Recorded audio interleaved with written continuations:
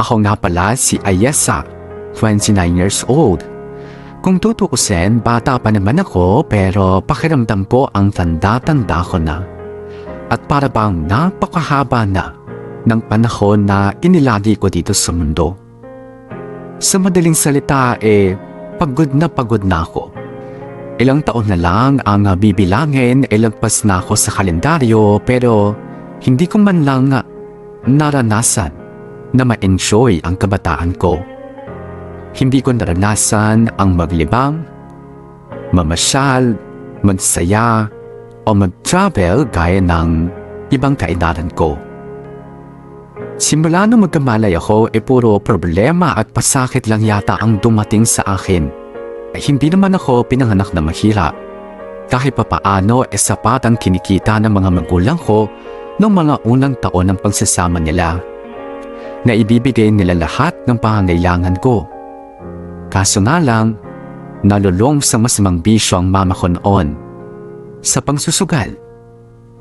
Naging dahilan yon ng madalas na pagtatalo nila ni Papa. At yun din ang naging dahilan ng napakalaking pagbabago sa buhay namin.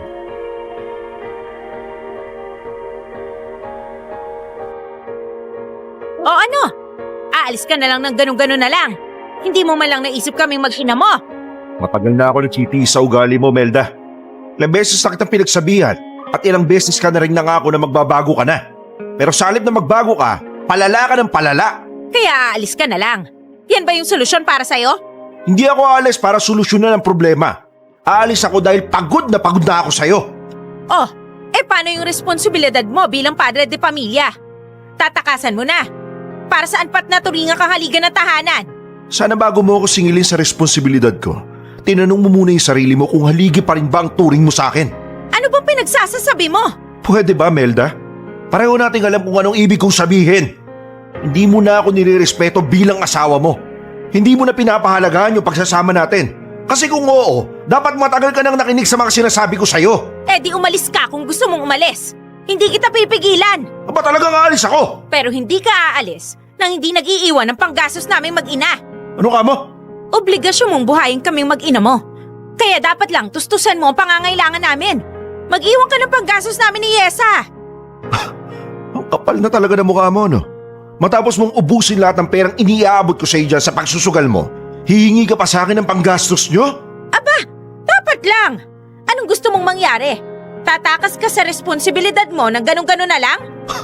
Mula ngayon wala na akong responsibilidad sa'yo. Tumabi ka nga dyan! Hoy! Pablo! Bumalik ka nga rito! Papa, Ayesa, anak. bakit ang dami niyong gamit? Aalis kayo? Saan kayo pupunta? Iiwan niyo kami ni Mama? Ngayon lang to, anak, ha? Okay? Babalikan kita kapag nakahanap na ako ng maayos na matitira natin, ha? Kukunin kita dito, ha? Pangako ko yan. Huwag mo nang paasahin yung bata kung wala ka namang balak na balikan siya. Tumahimik ka nga, napakaingay mo. Ayesa, anak.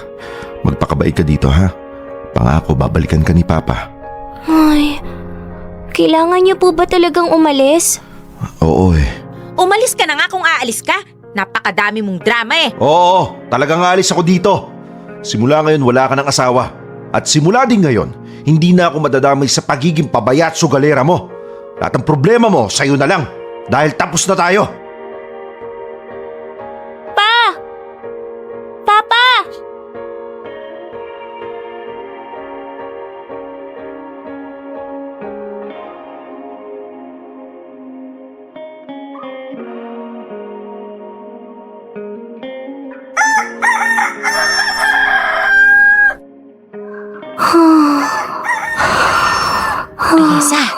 Ayesa, gumising ka na.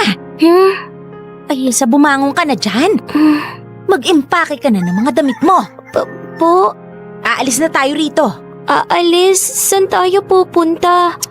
Ang dami mo pang tanong Sumunod ka na lang. Okay po. Yung mga importanteng damit mo na lang muna yung dalhin mo. Bilisan mo.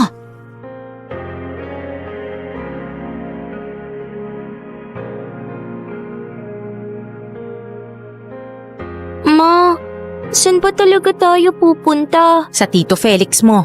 Kailan tayo babalik? Bakit ang dami nating dalang gamit? Ay, hindi ko alam. Baka hindi na. Po, paano yung bahay? Wala na tayong bahay, Ayesa. Wala na? Paano wala na? Anong ibig niyong sabihin? Ay, nakasanla sa bangko yung titulo ng bahay natin. Nakasangla? Shh! Huwag kang maingay. Baka mamaya may ibang makarinig sa'yo eh. Paano nangyari yun, Ma? Ay, mahabang kwento. Saka ko na sasabihin sa'yo. Paano yun? Wala na tayong bahay, hindi na natin mababawi yun. Gagawan ko ng paraan. Alam ba ni Papa to? Alam niya. Kaya nga siya lumayas eh. Dahil tumatakas siya sa responsibilidad. Pero di ba kayong dalawa ni Papa yung nagpundar nun? Oo. Pero wala na akong magagawa. Iniwan na ako ng papa mo. At hindi ko kayang ilabas yung perang hinihingi ng bangko nang ako lang mag-isa. Kaya mabigat man sa kalooban ko, wala akong magagawa kundi isuko na lang yung bahay. Sayang yun, Ma. Baka magawan pa ng paraan. Ay, hindi ko alam. Susubukan kong humingi ng tulong sa Tito Felix mo. Ay, Kaya ikaw, galingan mo sa pag-aaral ha. Para naman pagka-graduate mo, makapasok ka sa malaking kumpanya at magandang trabaho. Pagkatapos magkakaroon ka ng maraming pera. Para naman matulungan mo ako sa mga problema ng pamilya natin. Na dapat sana magkasama naming nilulutas ng papa mo.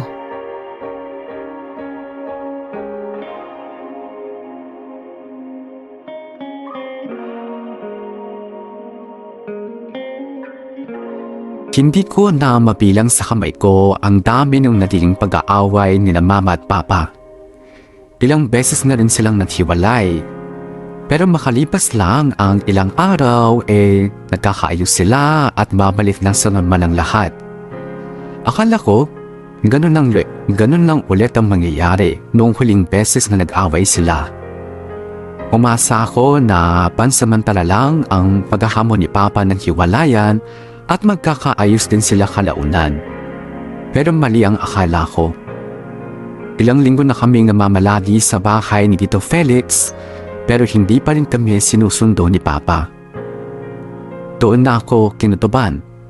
Sa isip-isip ko, yun na nga siguro ang huling pagtatalo ng mga magulang ko dahil kahit kailan, hindi na sila magkakabilitan pa.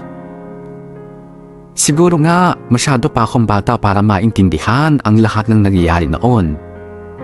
Basta ang alam ko lang, umalis na kami sa bahay na naipundar ng mga magulang ko.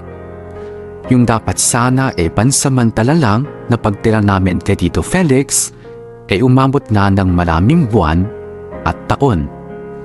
At sa tagal ng panahon na yon halos hindi ko nakakasama ang mama ko dahil palagi siyang abala. Kung ano man ang pinagkakaabalahan niya, yon ang hindi ko alam.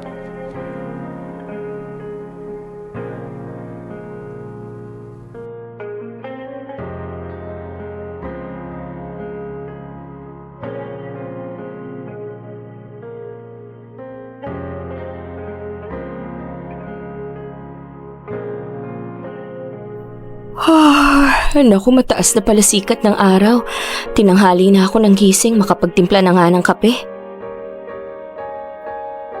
Oh, gising ka na pala. Good morning po, Tito.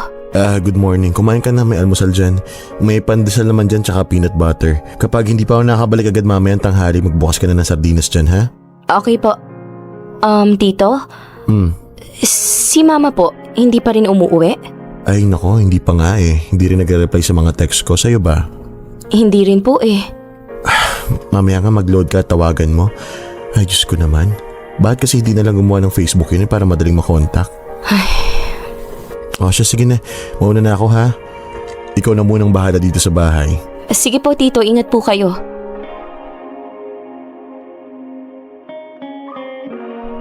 Ay, ano na kaya nangyari dun kay Mama? Oh, si Mang Jojo? Ba't kaya dito pa sa Facebook tumawag to? Hello po? Hello? Ayesa, good morning. Good morning din po, Mang Jojo. pasensya ka na kung tumawag ako bigla. Wala pong problema. Bakit po pala kayo napatawag? Itatanong ko sana kung ano yung Facebook ng mama mo eh. Naku, wala pong Facebook si Mama eh. Bakit po? Hindi ko kasi makontak. Hindi nagre-reply sa text at saka hindi sinasagot yung tawag ko. Kahit ibang SIM yung gamitin ko, hindi sinasagot. Ganun po ba? May kailangan po ba kayo kay Mama? Oo eh. May utang kasi sa akin yung mama mo. 10,000. Po? Kung isasama ko yung interest base sa usapan namin, aabot na ng 15,000 yung utang niya sa akin. Ay, si Mama talaga. Ayoko namang ikaw yung guluhin ko tungkol sa utang niya kasi minor de edad ka pa. Anong malay mo sa problema ng ermat mo, di ba? Pero, Yasa, pakisabihan naman yung mama mo na mag-reply sa mga text ko. Ang tagal-tagal na nung utang niya sa akin eh. Wala man lang paramdam. Ang totoo niyan, Mang Jojo, kahit sa amin ni Tito Felix hindi siya nagre-reply eh.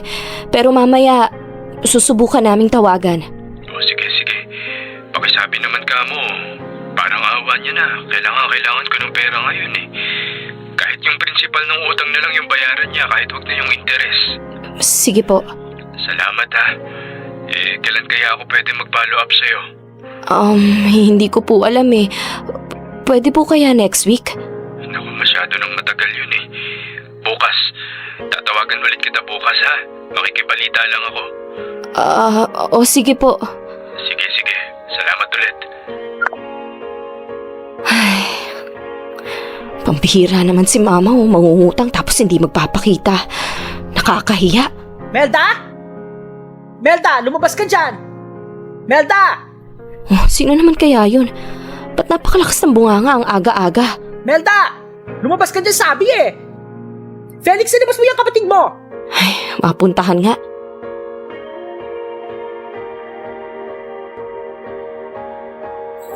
Nasaan ang mama mo? Santina? Hindi ko po alam eh. Anong hindi mo alam? Matagal na pong hindi umuuwi. So nagtatago? Hindi po. Naghahanap po ng makukuhanan ng pera. Sabihin mo nga dyan sa nanay mo, bayaran yung utang niya sa akin. Nung nangungutang siyang bait-bait niya, halos lumuha ng dugo sa pagmamakaawa. Ngayong panahon ng bayaran, ang hirap niyang hagilapin. May utang din po siya sa inyo? Abay, oo! 20,000! 5-6 pa! Laki-laki ng tubo nun! Si Mama talaga. Ilang beses ko na siyang tinitext ni hindi man lang nagre-reply. Ano ba talagang balak niya? Hihinti pa niyang ibabarangay ko siya? Naku, wag naman po. Hayaan niyo, mamaya tatawagan po namin siya. Abay, dapat lang! Dapat nga noon niyo pa yung ginawa. Di sana hindi tumubo yung utang niya ng pagkalaki-laki. At ipaalala mo rin dun sa tiyuhin mo na siya ang garantor ng utang ng mama mo. Kapag nagkataon, sabit siya dito. Opo. Buti sana kung marunong makiusap yung mama mo eh. Kaso mukhang walang balak magpakita. Naku, kapag ako talaga naisa kanya, ipabablatter ko siya. Babalik ako bukas ha. Dapat may good news ka na sa akin. Sige po. Mga hindi marunong tupad sa usapan eh.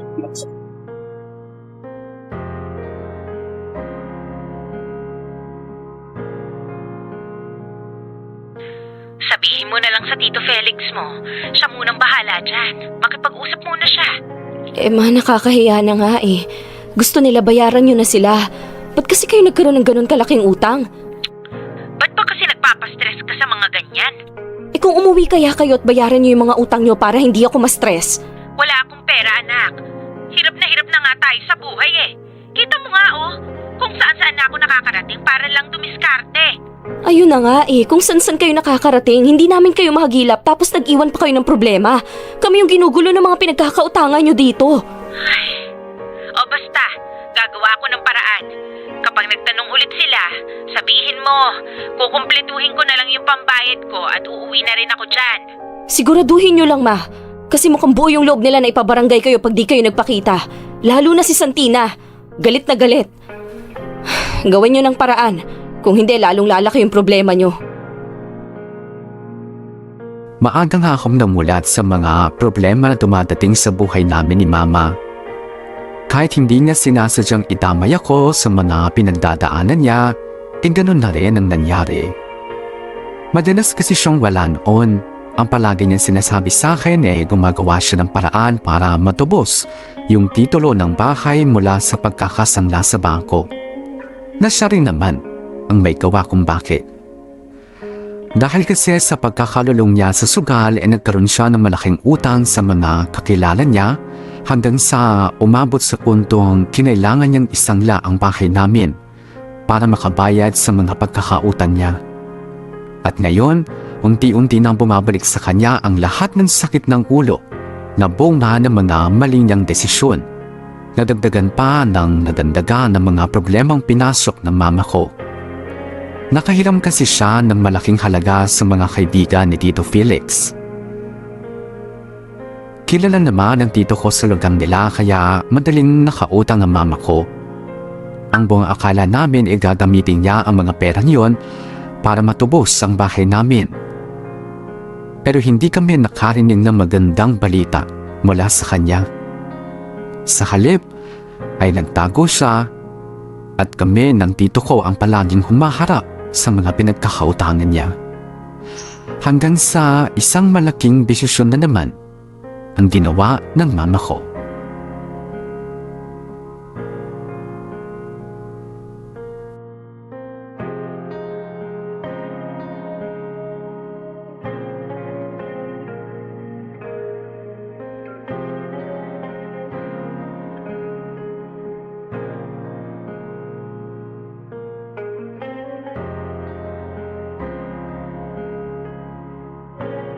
Ay nako, ba't ba ayaw sumagot nitong si Sel na to? Baka nasa work, ma. Lunch break naman ngayon ah. Wala bang lunch break sa kanila? Malay nyo, sobrang busy lang talaga. Tatawagan ko ulit. Ay nako, wala talaga. Bakit ayaw talagang sagutin? Kung kailan kailangan Try nyo kayang i-text muna. Ay nako, hindi na. Lalong hindi sasagot yon. Ihanda mo na lang yung mga gamit mo. Ma, magugulat yun pag bigla na lang akong dumating sa kanila nang wala man lang pasabi. Hayaan mo na. Tinatawagan natin, ayaw namang sumagot. Subukan nyo muna ulit. Hindi na. Pumunta ka na doon at saka ko na lang siya ulit kakausapin kapag nandun ka na. Ma, nakakahiya. Ba't ka mahihiya? Tita mo naman yon. Hindi naman ibang tao yon. Kahit na. Susunod ka ba o hindi? Akala ko ba ayaw mong ma-stress sa mga problema rito? Kaso problema na naman tong ginagawa nyo Sumunod ka na lang sa akin at para sa atin din naman tong ginagawa ko. Para sa atin? O para sa inyo lang? Hay nako, ang dami mong sinasabi. Pagdating ng araw, maiintindihan mo rin. Basta sa ngayon, sumunod ka na lang muna sa sinasabi ko. Ano pa nga bang magagawa ko? Sige na, dalian mo at baka abutan ka pa ng gabi kung hindi ka palalarga ngayon. Ipapadala ko na lang dun yung Form 137 mo at iba pang kailangan. Basta sa ngayon, ituon mo muna yung isip mo sa pag-aaral. Kapag nakaluwag-luwag na ako, kukunin din kita kaagad.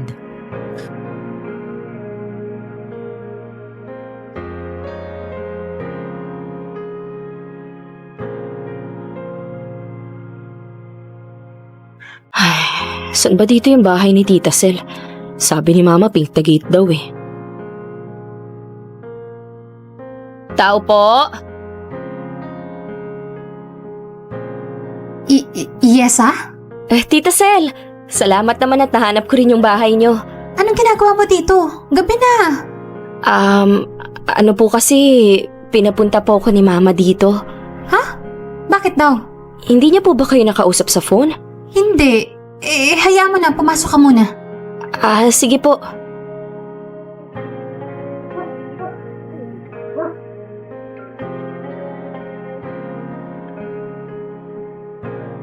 Ibaba mo muna yung gamit mo. Kukuha lang ako ng tubig. Sige po. Tawagan ko nga ulit si Mama.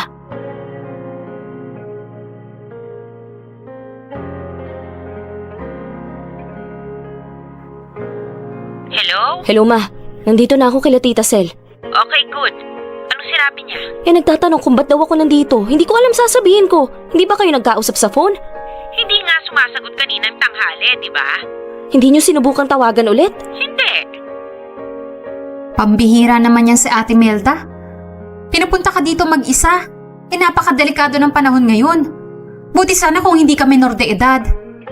Oh, uminom ka muna ng tubig. Si Sel na ba yung nagsasalita?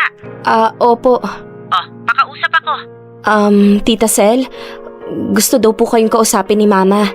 Ay, akin na. Hello, ate. Sel, kumusta? Okay naman, te. Bakit mo naman hinayaang pumunta si Yesa dito mag-isa? Ayun na nga. Meron sana akong ipapakiusap sa'yo Ano yun? ano kasi, baka pwedeng dyan na muna siya sa'yo. Pansamantala lang. O sige. Ayos lang naman. Wala namang problema dun. Kahit hanggang makatapos lang siya ng high school. Ha? Ano? High school? Ano yun? Dito siya mag-aaral? Oo sana. Okay lang naman, di ba? Teka lang ate ha. Pinapunta mo dito yung anak mo kasi gusto mo dito siya mag-aral. Oo. Nang hindi tinatanong kung papayag ako. Kung okay lang sa akin. Wala naman kasi kung ibang matatakbuhan kundi ikaw lang. Kaya bigla mo na lang pinapunta dito para wala na rin akong choice, ganon. Pasensya ka na, Sel. Hayaan mo. Magpapadala naman ako lagi ng allowance niya para hindi masyadong mabigat para sa'yo. Basta sa ngayon, kailangan ko munang mailayo siya sa akin. Kabi-kabila ang problema ko Ayokong madamay si Ayesa. Sana man lang kinausap mo muna ako bago mapapuntahin dito yung anak mo. Tinatawagan kita kaninang tanghali Hindi ka naman sumasagot. Kahit na. Sana nag-text ka man lang o kaya nag-chat. Wala naman akong alam sa chat-chat na yan. Oo, sige na.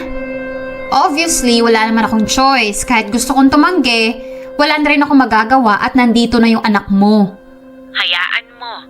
Kapag nakaraos na ako sa mga problema ko, kukunin ko rin siya dyan agad-agad. Pwede ko na bang makausap si Ayesa? Kausapin ka raw ng mama mo. Hello, Ma. Yesa, nak. Magpakabait ka dyan sa tita Sel mo, ha? Ma, wala na ba talagang ibang paraan?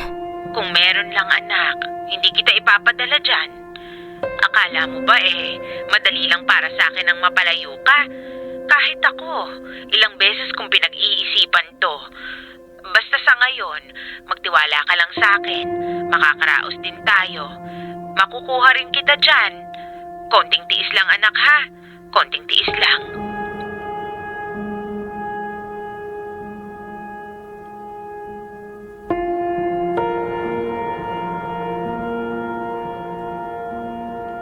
Hindi ko na alam noon kung ano ba talaga ang nangyayari sa buhay namin ni Mama. Sa tuwing tinatanong ko siya, palagi niyang sinasabi sa akin na pansamantala lang ang lahat. Na ginagawa niya ang lahat na makakaya niya para solusyonan ang mga problema.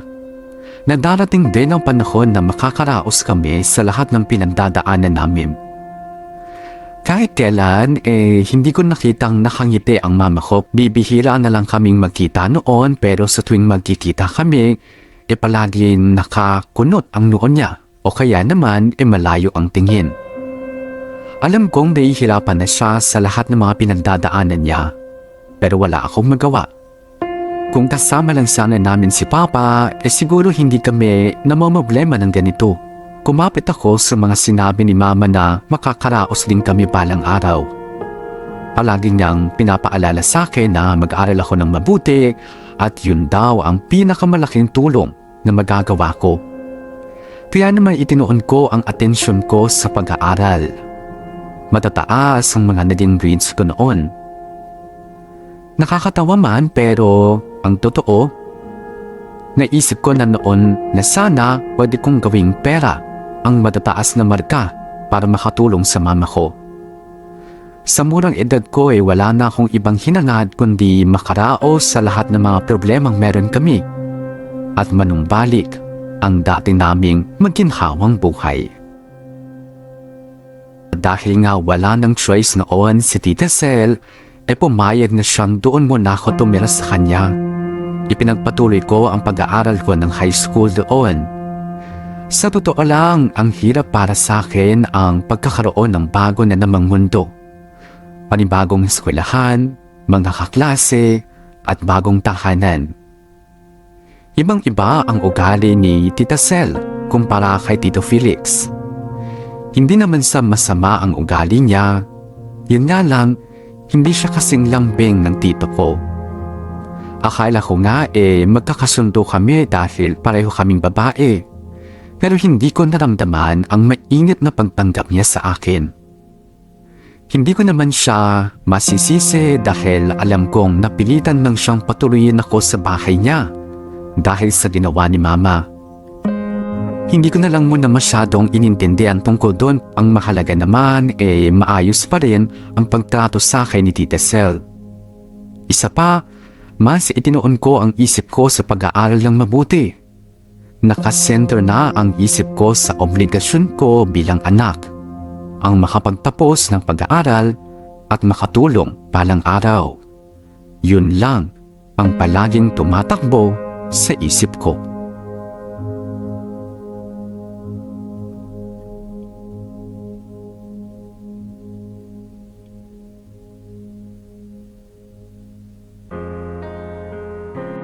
Ay, nakakapagod sa school. Sana naman wala nang masyadong hugasin sa bahay para naman makapagpahinga ako ng maayos. Nandito na po ako. Ate, tulungan mo ako. Kailangan ko makausap si Ate Melda. Ay nako, hindi ko nga rin nakakausap ni hindi nga na nga nagpapadala sa anak niya. Paano kaya yun? Ako yung namamroblema sa mga utang niya Tito Felix?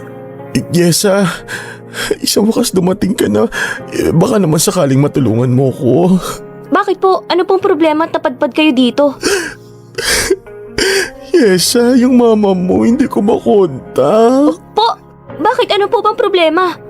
Ginugulo na ako ng mga pinagkautangan niya.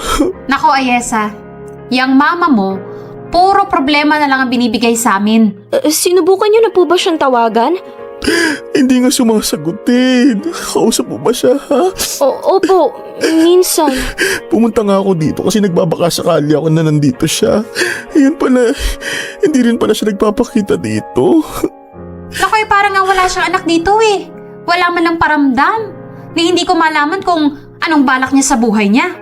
Tito, magkano na lang po ba yung natitirang utang ni Mama doon? Natitirang utang hindi niya nga nabawasan yung mga utang niya dati, lalo pang nadadagdagan. Ngayon hindi ko na alam yung gagawin ko. Ako yung hinahabol ng mga inutangan niya. Po? Naku kung alam ko lang talaga na ganyan ang gagawin niya, sana hindi ako pumayag na mag-garantor sa mga utang niya. Ayesa, nasaan ba talaga ang mama mo? Sabihin mo nga sa amin. Hindi ko nga rin po alam, tita Tawagan mo. Ngayon mismo. Sige po, wait lang po.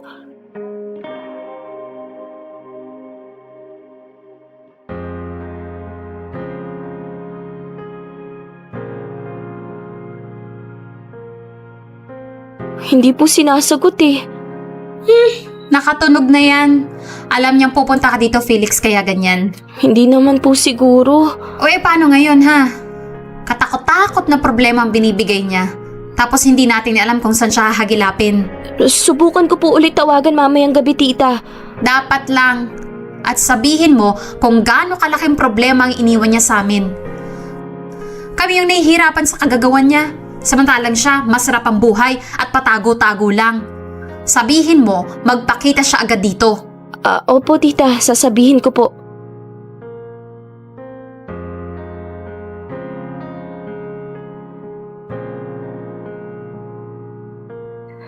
Sana naman sagutin na ni Mama to. Hello, Ayesa? Hello, Ma. Ba't di mo sinasagot yung tawag ko kanina? Nakasilent yung cellphone ko Bakit? Nandito si Tito Felix, hinahanap ka. Ha? Bakit daw? Sinisigil daw siya ng mga pinagkakautangan mo. Naku, nayari na. Ano ba kasing nangyari, Ma? Ba't ang dami-dami mong utang? Ay, basta, ginagawan ko na ng paraan. Huwag kang mag-alala. Anong wag mag-alala? Hirap na si Tito Felix sa mga utang nyo. Ano sasabihin ko sa kanya?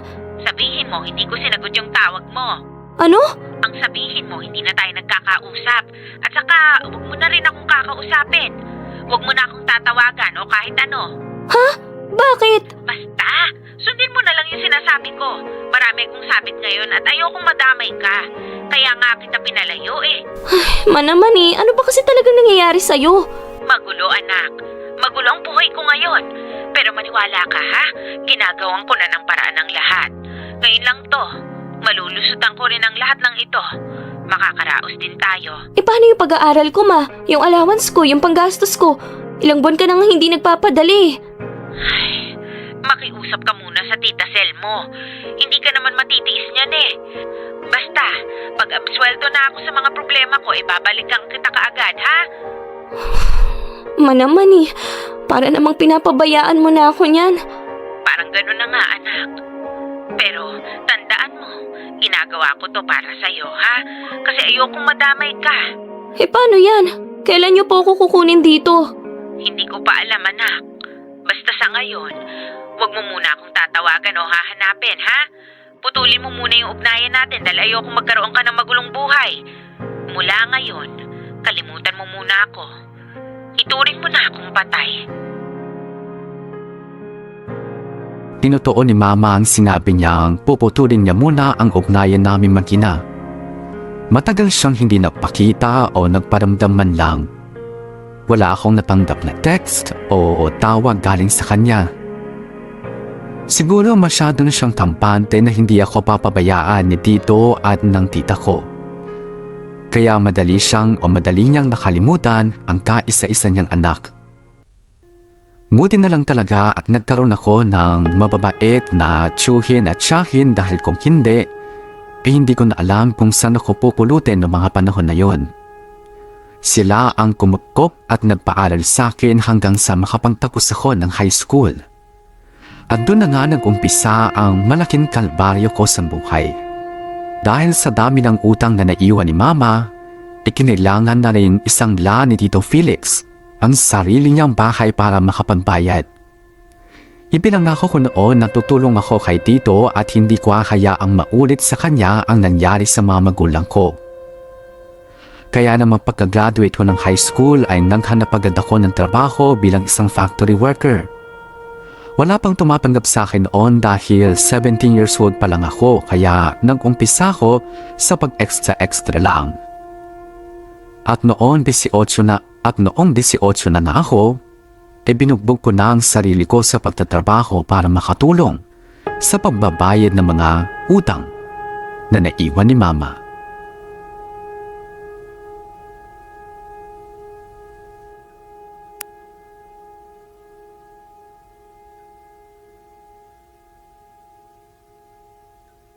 Ay, grabe, nakakapagod sa work. Buti na lang may long weekend ngayon. Mailagay na nga sa pinggan tong pagkain na binili ko. Kararating mo lang? Opo, Tito. Anong oras na ba? 1:00 na. Ba't naman masyado kang ginagabi? Nagpa-overtime po yung operations para daw may buffer kami para sa long weekend. Ay naku, nag-overtime ka na naman. Parang halos araw-araw ka na nag-overtime Hindi naman, Tito. May mga araw naman na hindi ako tumatanggap ng overtime. Oo nga, pero mas madalas ka pa rin nag-overtime. Hindi ka ba ma-overfatigue niyan? Kailangan, Tito Alam niyo naman yung iniwan na utang ni Mama. Ay nako, saan ba kasi nagtatago yung mama mo Hindi ka man lang magawang tulungan sa pagbabayad ng mga utang niya. Kahit kumustahin ka, hindi man lang niya magawa. Patay na daw siya, Tito. Yun ang sabi niya. Ituring ko na daw siyang patay. Ewan ko ba kung saan nagmana ang pagiging pasaway ni ate. Kung sino pa yung panganay sa magkakapatid, siya yung sakit sa ulo. Hindi naman ganyan yung mga magulang namin noon.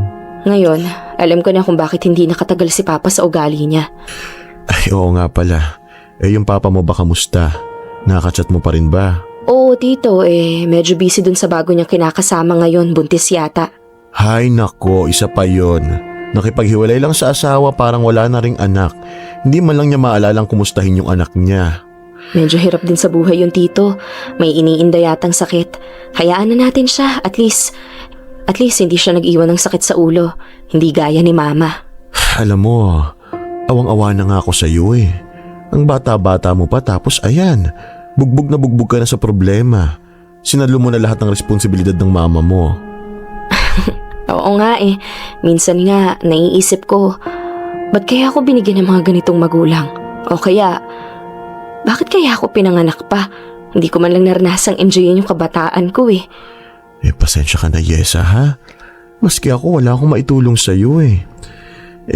Alam mo namang itong bahay lang yung meron ako. Tapos, naisang lako pa para lang mabayaran ng mga utang na iniwan ng mama mo. Di nyo naman obligasyong tulungan ako, Tito. Pero salamat pa rin kasi kahit papano may natutuluyan ako ngayon. Malaking bagay na rin po yun. Nga pala, kailan yung next na hulog natin sa bangko? Next week pa naman, bali Thursday ang deadline. O sige po, yung interest na lang muna ulit yung bayaran natin, Tito. Di bale, konti na lang kailangan ko para mabuo yung hinihingi nilang halaga para hindi na maremata tong bahay. Ayesa, Po, Tito? huwag kang magagalit ha. Ano kasi, sinusubukan ko kasing hanapin yung mama mo. O tapos? Hindi ko pa rin alam kung nasan siya ngayon. Pero may nakapagsabi sa akin na meron na daw siyang ibang kinakasama. Nakuha pang lumandi. Pero hindi naman yun sure. Kumbaga ano lang, chismis lang ganun. Mukha namang hindi imposibleng mangyari yun, Tito eh. Tignan mo nga tuluyan niya na tayong kinalimutan. Wala man lang siyang pakialam kung kamusta na ba tayo. Kung nakulong na ba tayo dahil sa mga utang niya. Talagang tinalikuran niya na tayo. Nga pala, Tito, kumain na ba kayo? Oo, tapos na. Next week, Tito, pwede niyo ba akong samahan sa agency na nabanggit ni Sheila nung nakaraan? Agency?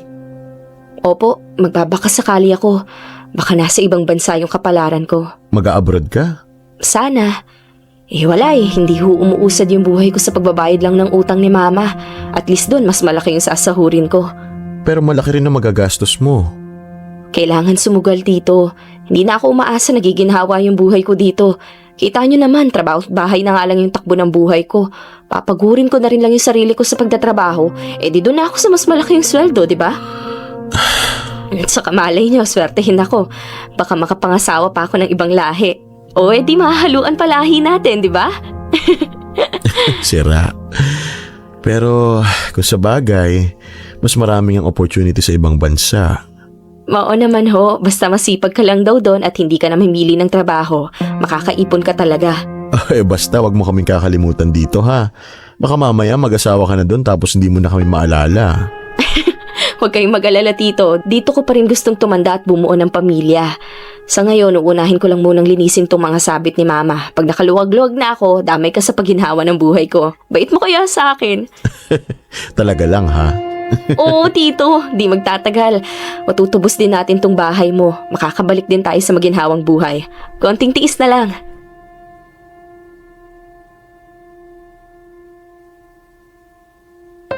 Hanggang sa ngayon hindi ko pa rin lubos maisip kung paano nagkaroon ng napakalaking utang si Mama. Paano nagkapatong-patong lahat ng iyon para humantong sa pagsasangla ng bahay at lupa. Ganun na nga siguro siya kalulong sa sugal noon para mauwi sa ganitong kalaking problema.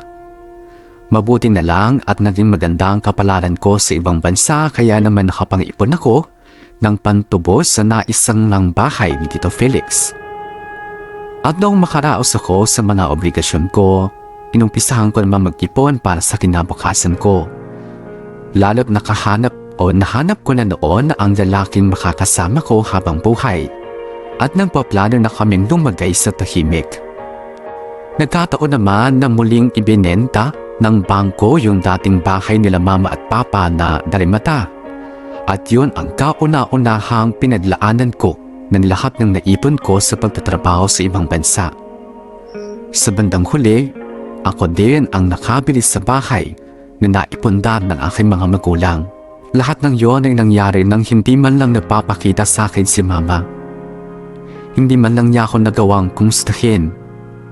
Hindi man lang niya nakita ang lahat ng pagsisikap ko. Ang impyernong kinailangan kong pagdaanan nang dahil sa kagagawa niya. At ngayon, unti-unti nang gumiginhawa ang buhay ko. Isa lang ang hiling ko. na sana wag na siyang magpakita pa dahil kapag ginawa niya yun, baka katakot-takot na problema lang ulit ang dala niya.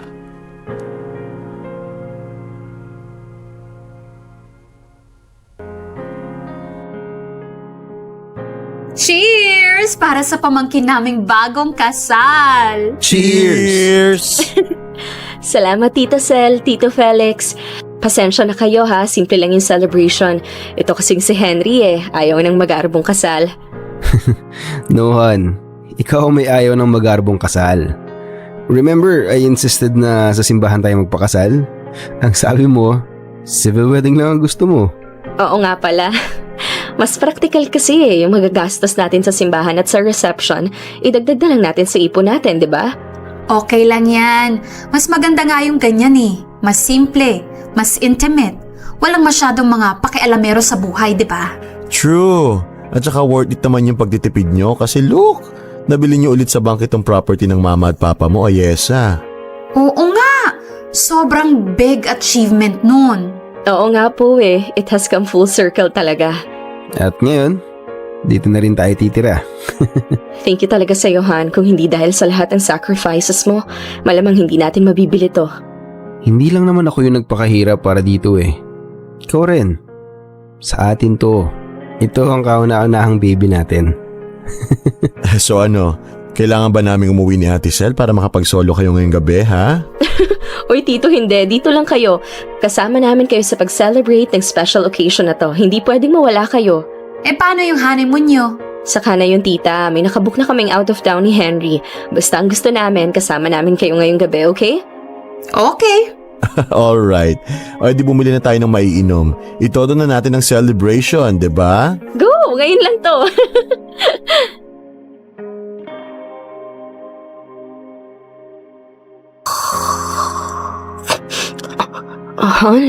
Han? Hindi nga kasi pwede ate. Bakit ba ang kulit-kulit mo? Ba't ba mas magaling ka pa sa akin? Anak mo ba yung pinag-uusapan dito, ha? Ang lakas naman ng loob mong magpakita dito na parang wala lang sa'yo ang lahat. Matapos mong iwan na parang basura yung anak mo? Matapos mo siyang pagbayarin ng lahat ng utang mo? Teka, anong kaguluhan yun? Kasal ngayon ng anak ko. Kaya pwede ba? Huwag kayong makialam. Ayesa! Ayesa, lumabas ka nga dyan! Tita, please.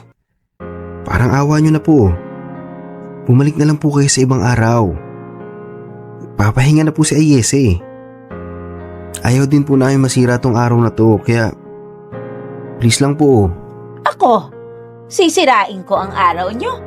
Huh, gusto ko lang namang kausapin ang anak ko, ah. Si Mama? Pwede ba ate? Nakikiusap na kami sa'yo. Hindi ka namin babawalan na makita sa Ayesa pero sa ibang araw ka nalang bumalik. Sa ngayon ko siya gustong makita eh. Bakit ba mas magaling pa kayo sa akin? Nagpapahinga na nga siya. Bakit ba ang kulit mo? Mama? Oh, gising na pala Ayesa ko eh. Ayesa, anak. Kumusta ha? Kinasal ka na pala. Congrats! Anong ginagawa niyo dito? Ito naman, nandito lang ako para batiin ka eh. Sa bagong buhay may asawa. At sa pagkakabawi mo rito sa bahay natin. Bahay namin, hindi ka kasama dun. Grabe ka naman. Nakalimutan mo na agad na nanay mo ako ah. Dahil ba maginhawa na yung buhay mo kaya hindi mo na... Kalimutan mo ng nanay mo ko, ituring mo na akong patay. Yun ang sabi mo sa akin, di ba? Ano nangyari? Bakit nabuhay ka? Ang sakit mo namang magsalita, anak. Masakit? Yung ginawa niyo sa akin, hindi ba masakit yon? Ginawa ko lang naman yun kasi ayoko nang madamay ka sa mga problema ko noon. Pati yung pagtalikod niyo sa akin? Pati yung pag-iwan niyo sa akin ng napakalaking utang? Alam mo ba kung gaano kahirap ang naging buhay ko ng dahil sa'yo? Tapos ngayong nakakaraos na ako, saka kababalik at tutubusin ako ng parang wala lang? Na parang pagmamayari mo ko? Ayesa, anak. Sana tinutuo mo na lang yung mga sinabi mo. Sana nga nanatili ka na lang patay sa alaala naming lahat. Hon, tama na. Don't let her ruin your day. Ayesa, bumalik ka na sa loob. Kami nang kakausap sa mama mo. Hindi, Tito. Matagal ko na gustong mangyari to. Matagal ko nang gustong makausap tong kapatid nyo para ipaalam sa kanya lahat ng pagpapahirap na binigay niya sa akin.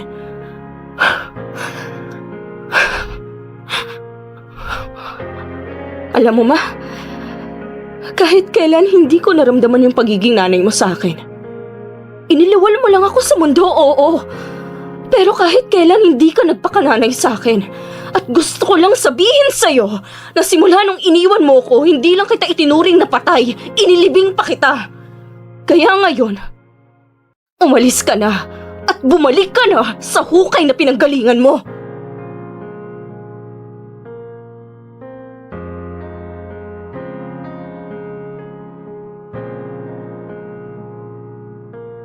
Hindi niya naman siguro ako masisisi kung magtalim ako ng matinding galit sa mama ko, di ba?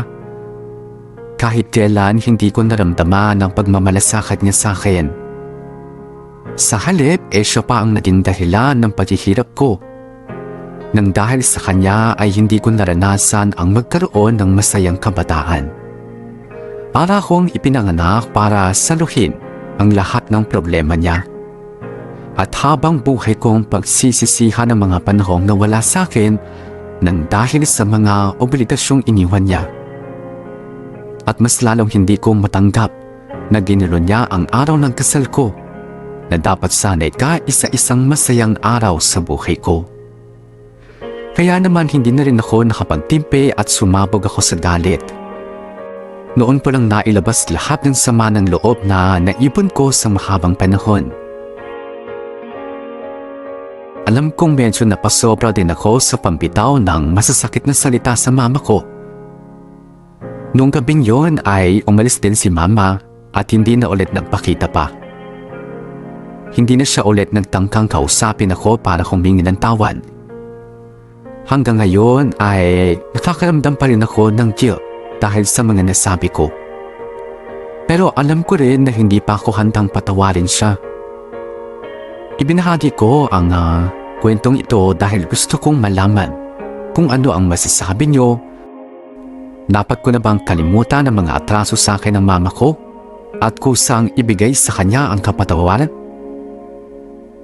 Kahit na alam kong hindi pa ako handang ibigay yon sa kanya. Kaya ko bang dayain ang sarili ko at magpatawad ng isang taong hindi ko pa handang patawarin?